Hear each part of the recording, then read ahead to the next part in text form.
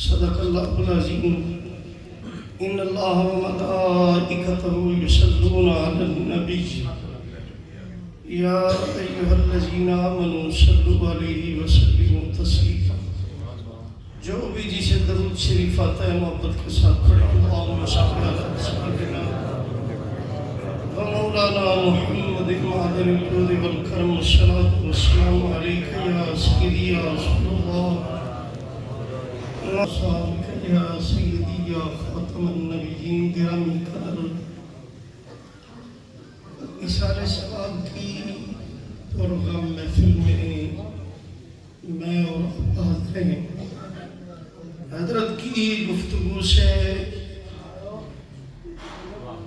بہت سارے موضوع میرے ذہن میں آئے۔ پھر خاور قادری صاحب نے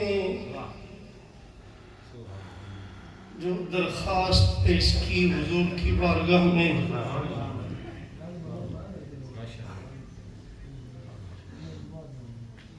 ان اشعار پر بھی کافی ساری احادیث اور قرآنی آیات ذہن میں گردش کر رہی ہیں۔ بھائی رشید صاحب نے بھی حکم دیا ہے، کوشش کروں گا کہ سب سے کچھ نہ کچھ حصہ جو ہے نا وہ قرآن و سنت کی روشنی میں آپ کی جھولی میں ڈال سکوں۔ اولاً آج ہم ایک ماں کے ایصال ثواب کی محفل میں ہیں۔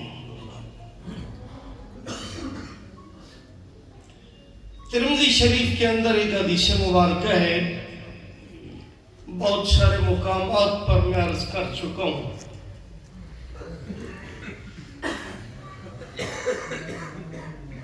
لیکن جیسے جیسے ہم واعظ سن رہے ہیں، والدین کی عزت عظمت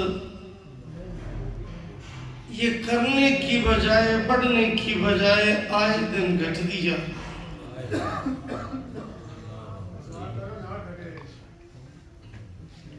لوگ رسپیکٹ نہیں کر رہے ہیں والدین کی۔ تقریریں ہم روز سنتے ہیں، جب کوئی ایسا موقع آ جاتا ہے تو پھر ہم سپیشلی کہتے ہیں جی باپ کی شان سنا دیں، ماں کی شان سنا دیں۔ بھی مرنے کے بعد ان کی شان سننے کا کیا فائدہ، جب وہ زندہ تھے تو ان کی شان سمجھی نہیں، ان کا احترام کیا نہیں۔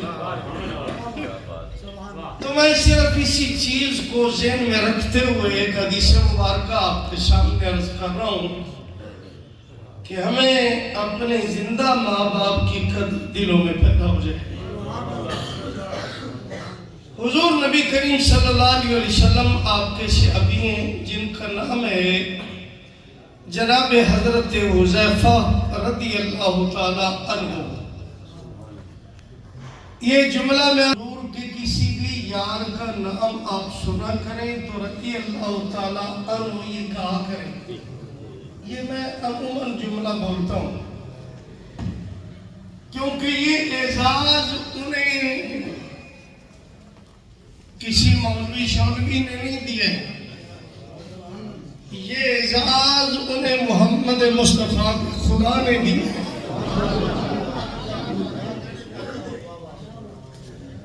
تو حضور کے صحابی کا جب بھی نام آئے تو رضی عنہ یہ کہا کریں۔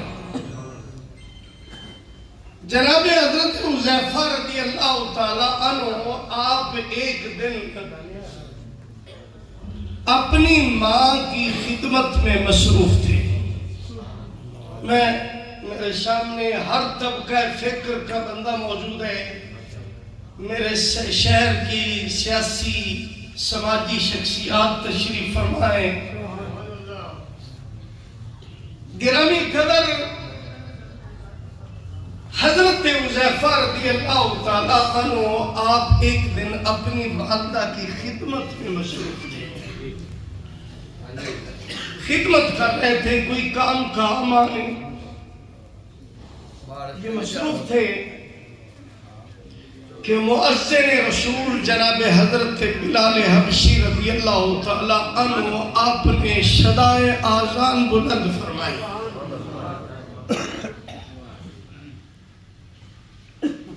جب آذان کی آواز آپ کے کانوں میں پڑی تو جناب حضرت حذیفہ رضی اللہ تعالی عنہ آپ نے ماں کے قدموں کو ہاتھ لگاتے ہوئے عرض کی دعنی یا امی ان اصلی خلف رسول اللہ. اماں جی مجھے رخصت دیں، چھٹی دیں تاکہ میں رسول اللہ کے پیچھے جا کے نماز پڑھاؤں.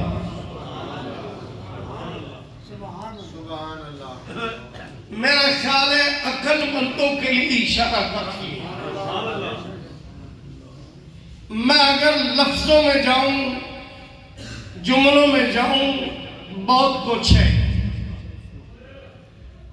صرف اتنی بات کہوں گا کہ وہ کیسے لوگ تھے نماز کے لیے جانا ہے پوچھ ماں سے رہے ہیں.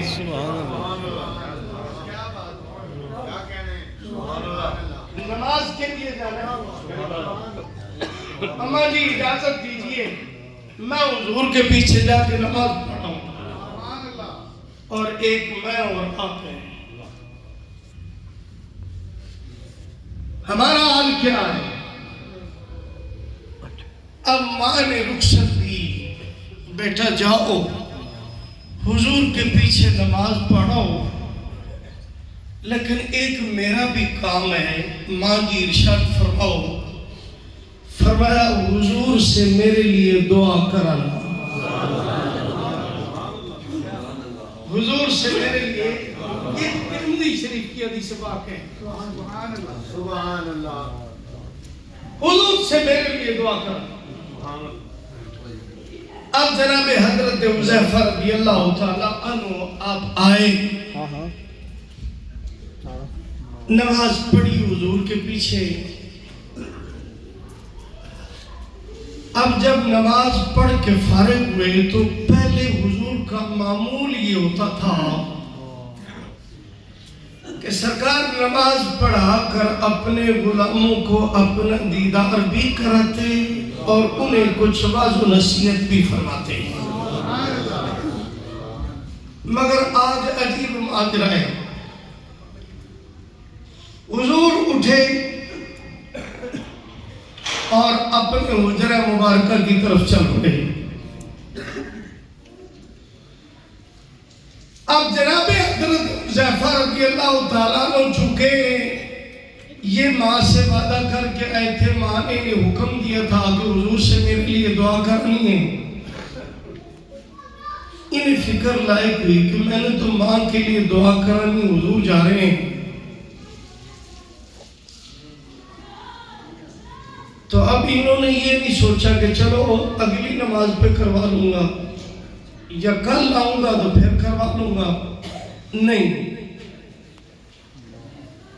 ماں کا حکم سامنے تھا، ماں سے کیا ہوا وعدہ سامنے تھا. حضور کے پیچھے چل پڑے اس نیت اور ارادے سے کہ جہاں کہیں بھی حضور نے نگاہ رحمت فرما دی عرض کر دوں گا حضور میری ماں کے لیے دعا کر دیں. اب یہاں سے میں دو باتیں ضروری، دو مسئلے اس حدیث پاک سے ہٹ کے عرض کرنا چاہتا ہوں. قرآن پاک کی بڑی معتبر تفسیر ہے، تفسیر جلالین. جتنے بھی مکاتب فکر کے مدارس ہیں ان کے اندر اکثر میں یہ تفسیر پڑھائی جاتی ہے. ایک بات اس کے حاشیے پہ لکھی اور ایک روایت میں نے المستدرک ایک کتاب ہے، یہ جو المستدرک ہے نا، ان میں سے چنی ہوئی جو احادیث ہیں چھانٹ کر اس کتاب کا نام ہے المستظرف یا المستظرف. یہ دونوں ناموں سے، یہ دو میں عرض کروں گا آپ کے سامنے. جو جلالین میں ہے وہاں پہ یہ آتا ہے کہ ایک بندہ حضور کی خدمت میں حاضر ہوا صلی اللہ علیہ وسلم، اور آ کر اس نے عرض کی حضور حالات بہت ٹائٹ ہیں، تنگ دستی ہے، فاقے ہیں، صبح مل جاتی ہے تو شام کو نہیں، اگر شام کو ملتی ہے تو پھر صبح نہیں۔ تو اس کا یہ سوال سن کر آقا کریم علیہ السلام نے ارشاد فرمایا مجھے لگتا ہے کہ تو نے اپنے ماں باپ کے لیے دعا کرنی چھوڑ دی۔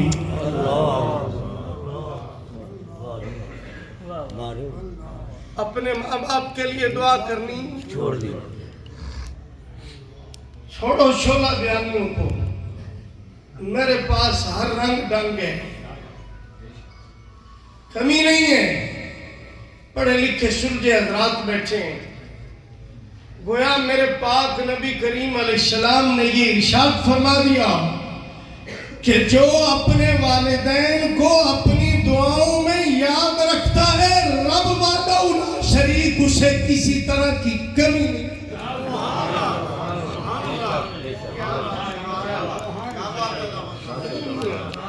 سبحان اللہ۔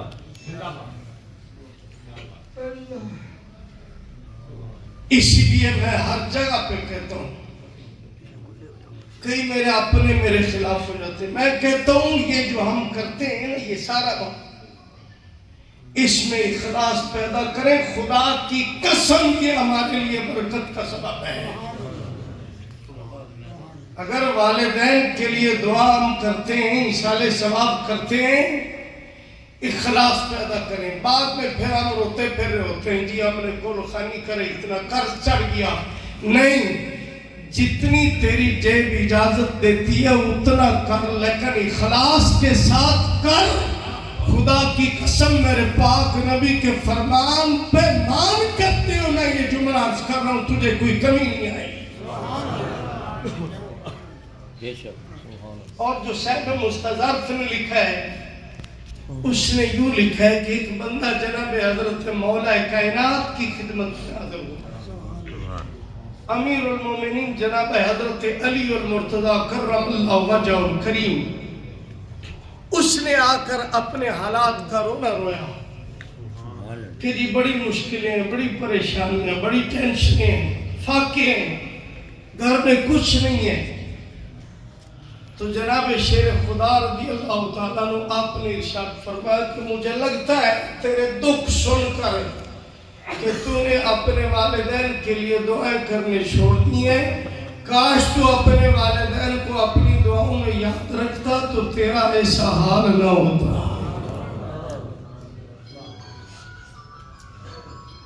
یار یہ نسخہ ہے، اس سے ذرا آزما کر دو۔ اللہ کے گھر میں کھڑے ہیں، نہ میں نے کبھی آج تک اپنے متعلق کوئی بات کی ہے اور نہ میں نے کرنی ہے، لیکن یہ عمل، یہ نسخہ میرا خود کا مجرب اور آزمودہ ہے۔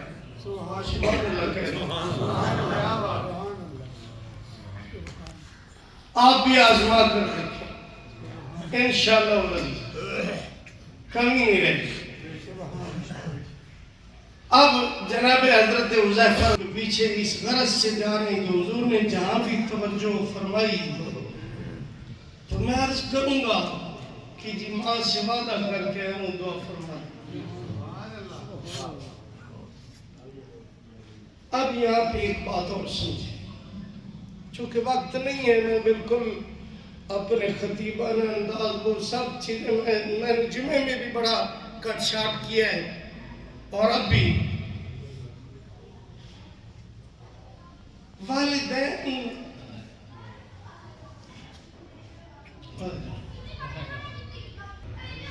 صحابہ حضور کی خدمت میں حاضر ہوتے ہیں، قرآن اور صاحب ثروت صحابہ، حضور اگر اللہ ہمیں مال دے، اگر اللہ ہمیں مال دے ہمارے پاس پیسے ہوں، دولت کی ریل پیل ہو، تو ہمیں سب سے پہلے خرچ کہاں پہ کرنے چاہیے؟ کن پہ خرچ کرنے چاہیے؟ میں مولوی ہوں، میں بھی مدرسہ چلا رہا ہوں، ایک بنا بھی رہا ہوں، ہم ترغیبیں دیتے ہیں، لیکن آج ایک مسئلہ دل و دماغ میں لے جاؤں۔ حضور اگر اللہ ہمیں مال دے تو ہم سب سے پہلے کہاں پہ خرچ کریں؟ اب صحابہ نے سوال حضور سے کیا ہے، ادھر سے جبرائیل آ جاتے ہیں، عرض کرتے ہیں حضور تیرے غلاموں کا سوال اللہ کو بڑا اچھا لگا ہے، لہذا جواب بھی خدا ہی دینا چاہتا ہے۔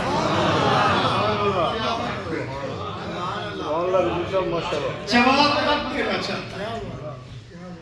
جبرائیل پھر کیا کہا ہے میرے رب نے؟ قرآن کی آیت اترتی ہے، یسألونک ماذا ينفقون قل ما انفقتم من خیر فللوالدین۔ اے لوگو اگر اللہ تمہیں مال دے تو سب سے پہلا حق تم پر تمہارے والدین کا ہے، ان پہ خرچ کرو۔ آج ہم تو ایک صبح پہنے اور ایک شام، اور باپ ہمیں چپل کا کہہ دے، ماں ہمیں چادر کا کہہ دے، ہم سارا دن آوارہ گردیوں میں فضول خرچیوں میں پڑھ کے سارے خرچ کر کے چلو کوئی نہیں، اماں ہی ہے گل نہ ٹال دے سامان جائے گی، آج نکال میں آ کے دے دیں گا۔ بار ہماری سخاوتوں کے ننکے گلی محلے سے باہر لوگ ہمیں سخی سمجھتے ہیں، جی یہ اللہ کی راہ پہ بڑا دیتا ہے، بڑا خرچ کرتا ہے، مگر اس کے ماں باپ کے کپڑے دیکھ لیں، دیکھنے کے قابل نہیں۔ یاد رکھ لیں یہ مدارس باپ کے ہیں، باقی جتنے بھی مصارف ہیں وہ باپ کے ہیں، سب سے پہلا مصرف وہ تیرے والدین ہیں، اپنے والدین پہ خرچ کر۔ اللہ نے بتایا فللوالدین، اپنے والدین پر۔ اور پھر سنیں، مت سمجھیں کہ ہم اپنے ماں باپ پہ خرچ کر کے ان پہ احسان کر رہے، نہیں۔ اللہ نے ارشاد فرمایا نا بالوالدین احسانا، والدین کے ساتھ احسان کرو۔ کیا مطلب ہے اس کا؟ ہم روپیہ پیسہ ان پہ خرچ کریں احسان ہے؟ نہیں۔ اگر وہ بیمار ہو جائیں ان کے لیے دارو دوائی لے آئیں، یہ احسان ہے؟ نہیں، بالکل نہیں ہے۔ اگر وہ کمزور پڑ جائیں ہم انہیں سہارا دے کے اٹھائیں بٹھائیں، یہ احسان ہے؟ بالکل نہیں ہے۔ یہ تو بدلہ ہے۔ ایک وقت تھا ہم کمزور تھے، وہ ہمیں سہارا دیتے تھے یا نہیں؟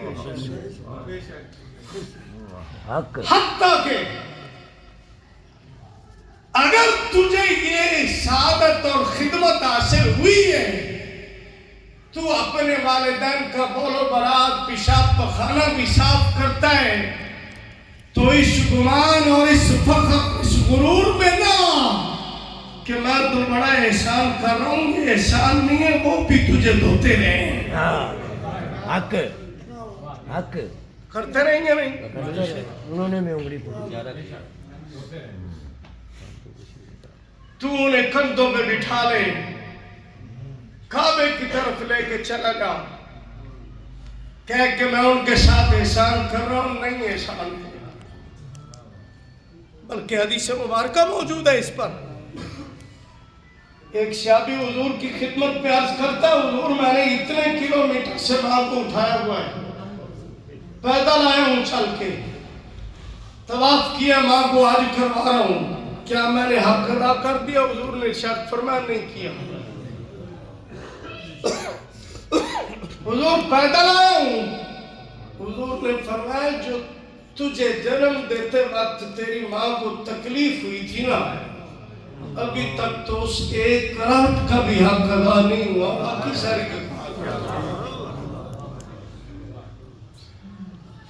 لیکن افسوس وہی ماں جس معاشرے کے اندر مظلوم ہے، وہی ماں مظلوم ہے۔ میں وہ باتیں کرتا ہوں جو لوگ میرے ساتھ شیئر کرتے ہیں، جو والدین آ کر مجھے دکھ سناتے ہیں، میں وہی عرض کرتا ہوں۔ کیا چاہتا ہے تیرا؟ اگر تو بیوی بچوں کے لیے کوئی چیز لے کے آ رہا ہے باہر سے، تو اگر تھوڑا سا اس میں سے کچھ ماں باپ کو دے دے تو حرج اس میں کیا ہے؟ کیا ضرورت ہے شاپر کو چھپانے کی؟ ایسے ہو رہا ہے یا نہیں ہو رہا ہے؟ اللہ کے گھر میں بیٹھے ہیں، اب سوچ تو صحیح اس وقت تیرے ماں باپ کے دل پہ کیا گزرتی ہے،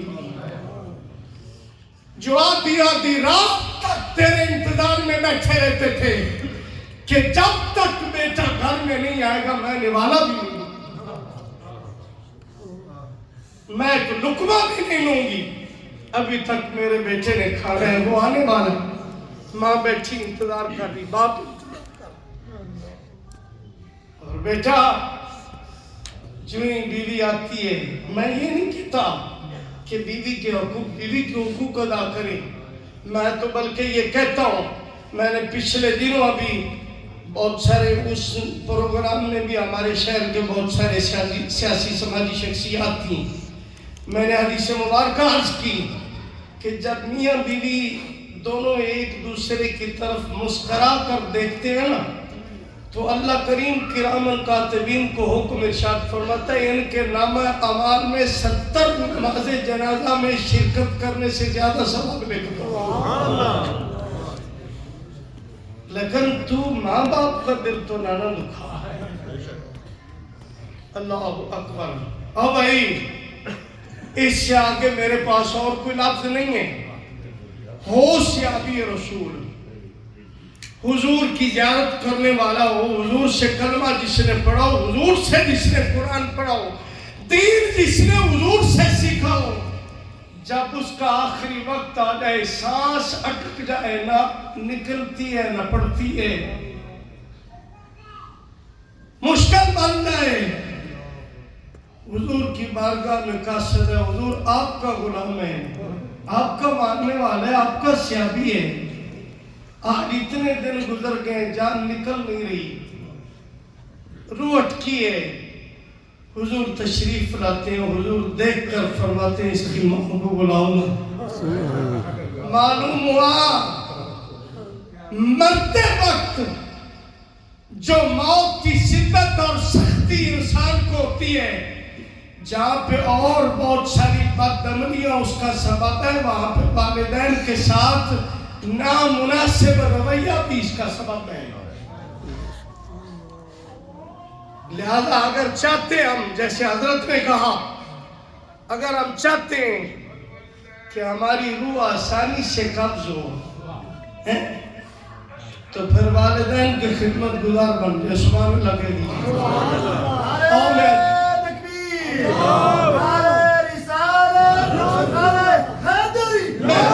مکمل کر رہا ہوں۔ اب جناب حضرت حذیفہ رضی اللہ تعالیٰ عنہ پیچھے حضور کے جاتے ہیں۔ حضور نے صرف قدموں کی آٹ سنی کہ میرے پیچھے کوئی آ رہا ہے، دیکھا نہیں، بن دیکھے حضور نے ارشاد فرمایا اما ھذا یا حذیفہ، اے میرے پیچھے آنے والے کیا تو حذیفہ ہے؟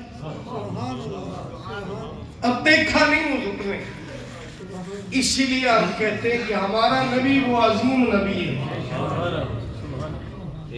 ہمارا رسول وہ عظیم رسول ہے، جیسے وہ اپنے آگے دیکھتا ہے ویسے وہ اپنے پیچھے بھی دیکھتا ہے۔ تو جو آگے پیچھے یکساں دیکھتا ہے پھر اس کے سامنے پردے کیسے ہیں؟ کیا پردے ہیں اس کے سامنے؟ اور بتا دیا میرے مصطفیٰ کریم علیہ السلام نے. اٹھائے الفردوس الدیلمی مصنف عبدالرزاق جو امام بخاری کے استاد ہیں انہوں نے لکھی ہے. لکھا ہے جناب شیر خدا نے پوچھا حضور درود کی آواز تو آ رہی مگر پڑھنے والا کوئی نظر نہیں آ رہا. آپ اس پوچھنے والے کی اگر میں عظمت بیان کرنے لگ جاؤں نا تو میرا خیال ہے ہفتے لگ جائیں. یہ وہ ہے جو نگاہ نیچی کرے تو تحت الثری تک دیکھتا ہے, اوپر کرے تو عرش اولی تک دیکھتا ہے.